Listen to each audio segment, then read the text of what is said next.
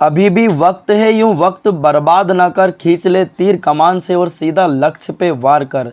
जय हिंद प्यारे बच्चों, एक बार फिर स्वागत है आप सभी का आपके अपने YouTube चैनल स्पाइरल दीपक में। प्यारे बच्चों, जैसा कि आप सभी जानते हैं कि पिछली क्लास में हमने अध्याय 2 के सभी बहुविकल्पीय प्रश्नों को हल कर लिया था। प्यारे बच्चों, आज की इस क्लास में हम अध्याय 3 दो चर वाले रैखिक समीकरण युग्म से संबंधित जितने भी बहुविकल्पीय प्रश्न हैं उन सभी को हम आज के इस क्लास में हल करेंगे। तो क्लास के अंत तक हमारे साथ बने रहिएगा और एक एक प्रश्न को ध्यान से समझते चलिएगा। चलिए सुनना। अध्याय का नाम है दो चर वाले रैखिक समीकरण। अब दो चर कौन कौन से हो गए बच्चा? एक तो हो गया आपका x और एक हो गया आपका y। अब दो चरों में रैखिक समीकरण क्या बन के आएगा, जैसा कि आप देख पा रहे हैं ax plus by plus c बराबर 0। अगर पूछे कि दो चर वाले रैखिक समीकरण का मानक रूप लिखो, कौन सा रूप लिखो? मानक रूप। तो दो चर वाले रैखिक समीकरण का मानक रूप क्या लिखोगे? ax plus by plus c बराबर 0, क्योंकि दो चर कौन कौन से हो गए? एक तो x और एक क्या हो गया बेटा? y। चलिए आगे बात करते हैं, है ना। अगर पूछे कि दो चर वाले रैखिक समीकरण युग्म का व्यापक रूप क्या है, या पूछे कि दो चर वाले रैखिक समीकरण का मानक रूप लिखे, तो आप क्या लिखोगे?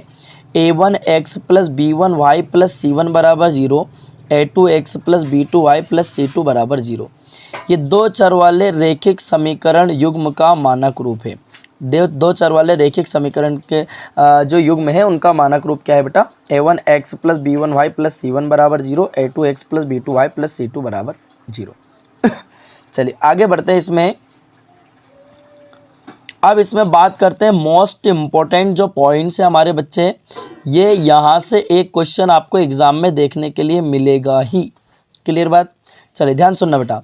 क्या है कि जब बेटा आपके पास a1 बटे a2 बराबर नहीं b1 बटे b2, तो ये काय का सूत्र है? का एक आद्वितीय हल होता है। अब अगर पूछे कि एक आद्वितीय हल की स्थिति में रेखाएं कैसी होती हैं, तो एक आद्वितीय हल की स्थिति में बेटा रेखाएं जो है प्रतिच्छेदी होती है, और युग्मों का हल पूछे तो क्या होता है? संगत। बात समझ में आ गई? अगर एग्जाम में पूछे कि एक आद्वितीय हल का सूत्र लिखो, तो क्या लिख के आओगे? a1 बटे a2 बराबर नहीं b1 बटे b2। अगर पूछे कि एक आद्वितीय हल की स्थिति में रेखाएं कैसी होती है? प्रतिच्छेदी। युग्मों का हल कैसा होता है? संगत। क्लियर बात है ना। ये काय का सूत्र है? किसका सूत्र है? ये एक आद्वितीय हल का सूत्र है। ऐसी स्थिति में रेखाएं कैसी होती है? प्रतिच्छेदी, और युग्मों का हल क्या होता है बेटा? संगत। अगले की बात करते हैं कि जब तीनों बराबर हो, a1 बटे a2 बराबर b1 बटे b2 बराबर c1 बटे c2, तो ये काय का सूत्र बन गया बेटा? अपरिमित रूप से अनेक हल होते हैं। ऐसी स्थिति में रेखाएं कैसी होती है बेटा? समपाती, और युग्मों का हल क्या होता है? संगत। अगला फॉर्मूला देखते हैं कि जब बेटा a1 बटे a2 बराबर b1 बटे b2 बराबर नहीं c1 बटे c2, तो ये काय का सूत्र बन जाएगा? का कोई हल नहीं होता है। अब ऐसी स्थिति में रेखाएं कैसी होती है बेटा? ऐसी स्थिति में रेखाएं होती है समांतर। कैसी होती है? समांतर, और युग्मों का हल क्या होता है? असंगत। और जब आद्वितीय हल की स्थिति हो तो a1 बटे a2 बराबर नहीं b1 बटे b2। क्या सबको इतनी बात समझ में आ गई? चलिए अब हम इससे संबंधित बहुविकल्पीय प्रश्न देखेंगे। बच्चे ध्यान से सुनना। क्या है कि निम्नलिखित में से दो चर में रैखिक समीकरण है। अब दो चर वाला रैखिक समीकरण देखा, तो बेटा मैं आपको एक बात सजेस्ट करता हूँ कि आप सबसे पहले गलत ऑप्शनों को ढूंढ लेना। तो आप सब अच्छे से जानते हैं कि अगर हम दुनिया में गलत चीज़ ढूंढने को जाएंगे तो वो हमें सबसे पहले मिलेगी। तो बेटा गलत चीज़ ढूंढ लो और उनको हटा दो, तो जो बचा है वो क्या बचा है? सही बचा है। तो देखो ये रैखिक समीकरण है क्या? बिल्कुल नहीं है, क्योंकि सर इसके माथे पे 2 लिखा। ये है क्या? ये भी नहीं है। इसके सर इसके माथे पे भी 2 लिखा। ये है क्या? ये भी नहीं है। सर इसके माथे पे भी 2 लिखा। देखो गलत चीज़ कितनी जल्दी मिली। अब हमसे पूछा रैखिक समीकरण, मतलब जिसकी घात 1 हो, ये रैखिक समीकरण। Option D will be the correct answer. D for दिल मांगे मोर। क्लियर? चलिए बच्चा अगले प्रश्न की बात करते हैं। तो देखो a1 बटे a2 बराबर नहीं है b1 बटे b2। बताओ बेटा किसका फॉर्मूला है? आप कहोगे sir option A will be the correct answer, एक आद्वितीय हल का फॉर्मूला है। इसमें अगर रेखा पूछ लेता बेटा तो रेखा कैसी हो जाती, आप कहोगे गुरुजी रेखा हो जाती प्रतिच्छेदी।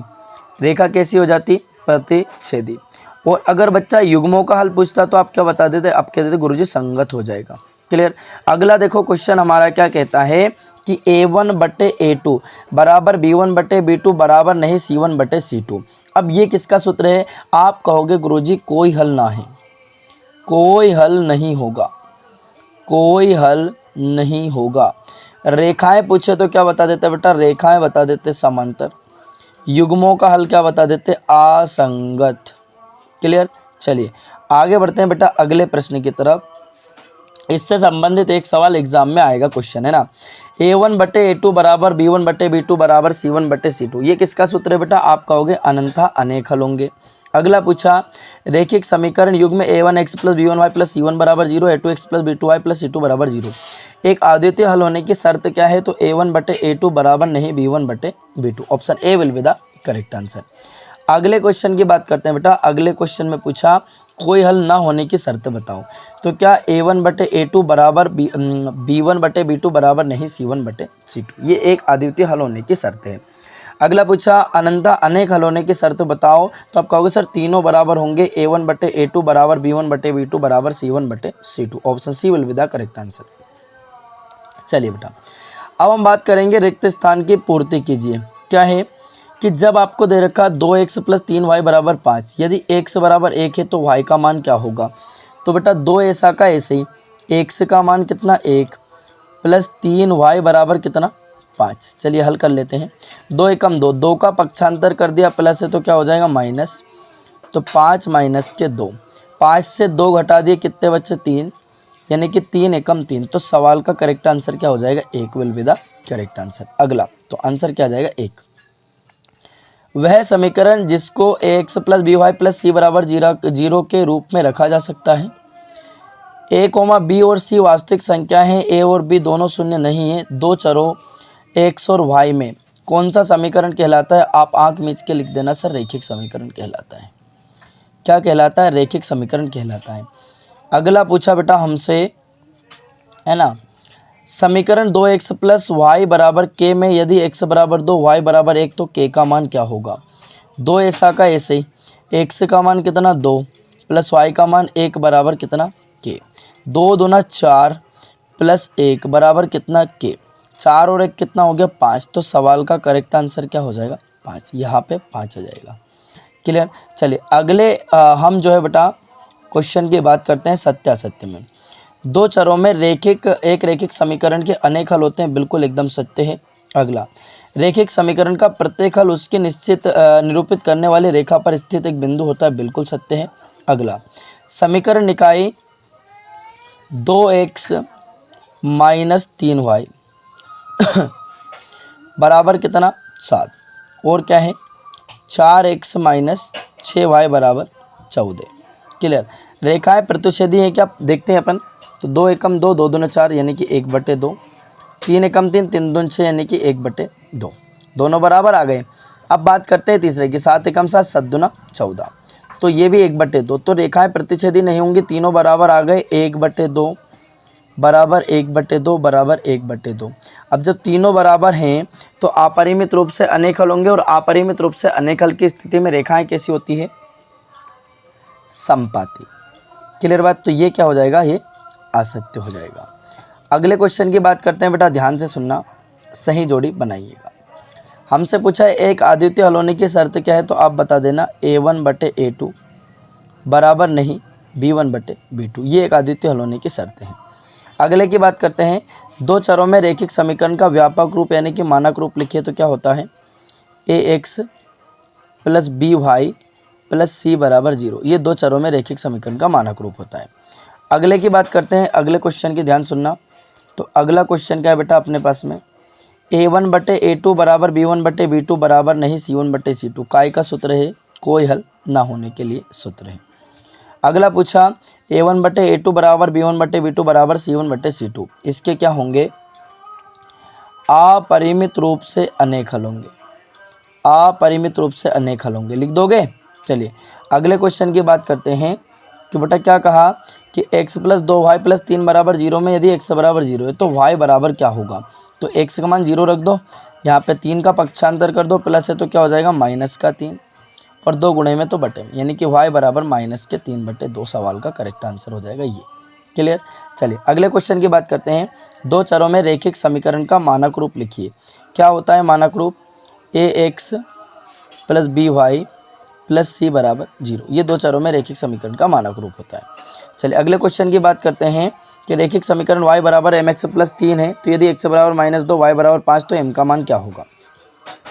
y का मान 5 रखा, m ऐसा कैसे ही, x का मान रखा -2 और 3 ऐसा का ऐसे ही।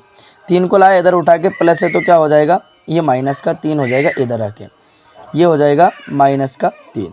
तो ध्यान दीजिएगा, तो हमने कहा 5 ऐसे ही, ये हो गया -3 बराबर क्या बचा अपना m गुणा -2। अब 5 से 3 घटा दो, क्या बच जाएगा +2, -2 गुणे में तो बटे में बराबर m, तो 2 एकम 2, यानी कि m बराबर आ गया -1। क्लियर बात। चलिए अगले क्वेश्चन की बात करते हैं। यदि 2 संतरों और 5 सेबों का मूल्य 70 रुपये है तो इस स्थिति को रैखिक समीकरण के रूप में निरूपित कीजिए। माना कि भैया एक संतरे का मूल्य 100 रुपये हो गया और जो है 5 सेब का मूल्य y रुपये हो गया, तो 2 संतरे यानी कि 2x, 5 सेब यानी कि 5y है ना, दोनों का मूल्य कितना है 70 रुपये। ये होगा इसका रैखिक समीकरण। तो प्यारे बच्चों ये थे हमारे अध्याय 3 के मोस्ट इंपॉर्टेंट बहुविकल्पीय प्रश्न।